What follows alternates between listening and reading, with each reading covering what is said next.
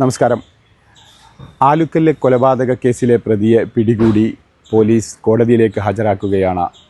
Kondotty DYSP അഥവാ ACP ആയിട്ടുള്ള Karthik B IPSൻ്റെ നേതൃത്വത്തിലുള്ള ഡാൻസ് ഓഫ് ടീമാണ് ഈ ഒരു പ്രതിയെ പിടികൂടാൻ പരിശ്രമിച്ച് അദ്ദേഹത്തെ കണ്ടെത്തിയിട്ടുള്ളത്. ഇപ്പോൾ അരീക്കോട് പോലീസ് സ്റ്റേഷനിലേക്ക് എത്തിച്ച് കോടതിയിലേക്ക് ഹാജരാക്കുകയാണ്. 13 വർഷങ്ങൾക്ക് ശേഷമാണ് നമ്മുടെ അരീക്കോട് ആലുക്കൽ നമ്മുടെ മനുഷ്യ മനസ്സിനെയൊക്കെ തന്നെ ഏറെ ഞെട്ടിപ്പിച്ച ഒരു സംഭവം ഉണ്ടായത്.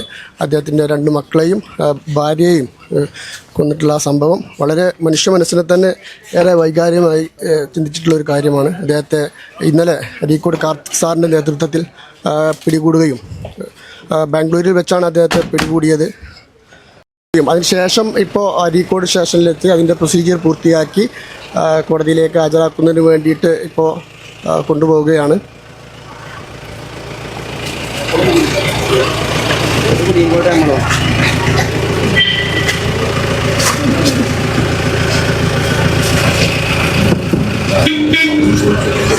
நம்ம 2013 ஆளுக்கல்ங்கிற സ്ഥലത്തിൽ അരിക്കോട് പരിധിയിൽ വരെ സ്ഥലമാണ്.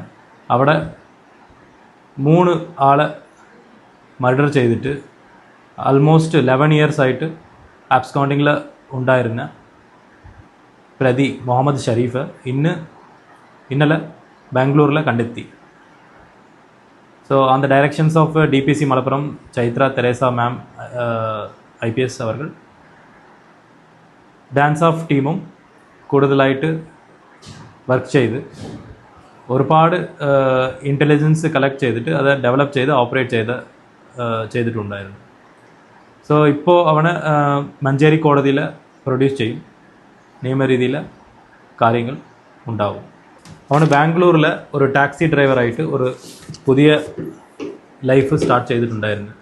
അവർ ഒരു 2ാമത് കല്യാണം കഴിച്ചതായിട്ട് നമുക്ക് മനസ്സിലാകുന്നുണ്ട്. അവിടെ ബാംഗ്ലൂരിൽ താമസിച്ചിട്ടുണ്ട് മറ്റൊരു ഭാര്യയോട്. ബട്ട് ബാംഗ്ലൂരിൽ ടോട്ടൽ കേരളയിലിരുന്ന് ഒരു കട്ട് ചെയ്തിട്ടുണ്ട്. കേരള പാർട്ട് കേരളക്ക് വരുന്നത് വളരെ റയറാണ്. ഇതുവരെ അവൻ അങ്ങനെ പറഞ്ഞിട്ടില്ല. പിന്നെ അവർ ബന്ധുക്കളെ കോണ്ടാക്ട് ചെയ്യുകയോ അല്ലെങ്കിൽ മറ്റെന്തെങ്കിലും യാതൊരുവിധ ഇടപെടലും നമ്മുടെ നാടുമായി ഉണ്ടായിരുന്നില്ലേ? നമുക്ക് ആരും അങ്ങനെ കോണ്ടാക്ട് ചെയ്തിട്ടുണ്ടോ ഇല്ലയോ എന്ന് കൂടുതലായിട്ട് നമ്മൾ അന്വേഷിക്കണം. ബട്ട് ഇതുവരെ നമുക്ക് അങ്ങനെ ഒന്നും കണ്ടെത്തിയിട്ടില്ല. ശരി സർ. ബാംഗ്ലൂരിൽ എവിടെയായിരുന്നു? ബാംഗ്ലൂരിൽ പരപ്പനാഹരാണ് ഒരു സ്ഥലമുണ്ട്. അവിടെ ഇവന് ഒരു വീട്ടിൽ താമസിച്ചിട്ടുണ്ടായിരുന്നു. ടാക്സി ഡ്രൈവറായിട്ട് ജോലി എടുത്തിട്ട് താമസിച്ചിട്ടുണ്ടായിരുന്നു. വിവാഹം കർണാടകക്കാരിയെ തന്നെയാണോ വിവാഹം ചെയ്തത്? മലയാളിയാണോ?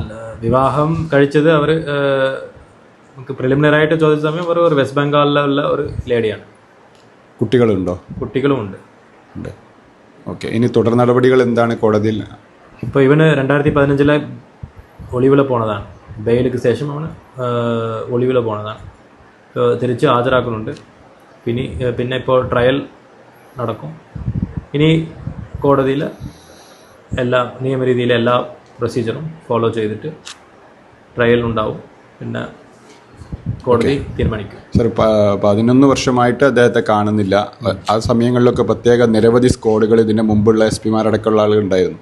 അതൊന്നും കണ്ടെത്താൻ കഴിഞ്ഞിട്ടുണ്ടായിരുന്നില്ല. പക്ഷെ ഇപ്പോൾ അവരെ പിടിക്കുന്നതിലേക്ക് നയിച്ച കാര്യങ്ങൾ എങ്ങനെയാണ്? അതിനൊരു കണ്ടെത്താൻ കഴിഞ്ഞിട്ടില്ലെങ്കിൽ അത് നമ്മൾ ശ്രമിച്ചിട്ടില്ല. ഒരുപാട് ഓഫീസേഴ്സും ഇവനെ പിന്നാലെ ഉണ്ടായിരുന്നു. അതിൽ അവർ ചെയ്ത വർക്കെല്ലാം നമ്മൾ തിരിച്ച് ഒന്നുകൂടി റിവ്യൂ ചെയ്തിട്ട് അതിന് ശേഷമേ നമുക്ക് കണ്ടെത്താൻ പറ്റും. അന്ന് ആരും ചെയ്തിട്ടില്ലെങ്കിൽ ഇന്ന് കണ്ടെത്താൻ സാധ്യത കുറവാണ്. സോ ഒരുപാട് ഓഫീസേഴ്സ് ശ്രമിച്ചിട്ടുണ്ട്. സോ എല്ലാ പോലീസ് ഓഫീസേഴ്സ് ഇവിടെ ഉണ്ടായിരുന്ന പോലീസ് ഓഫീസർ എല്ലാവരും മൈൻഡിലും ഉണ്ടായിരുന്നു. ഇവിടെ ഒരു 3 ആളെ മർഡർ ചെയ്തിട്ട് ഇങ്ങനെ അബ്സ്കോണ്ടിങ്ങിലുണ്ടെങ്കിൽ അത് വളരെ മോശം എന്ന് എല്ലാവരും മനസ്സിലാക്കി.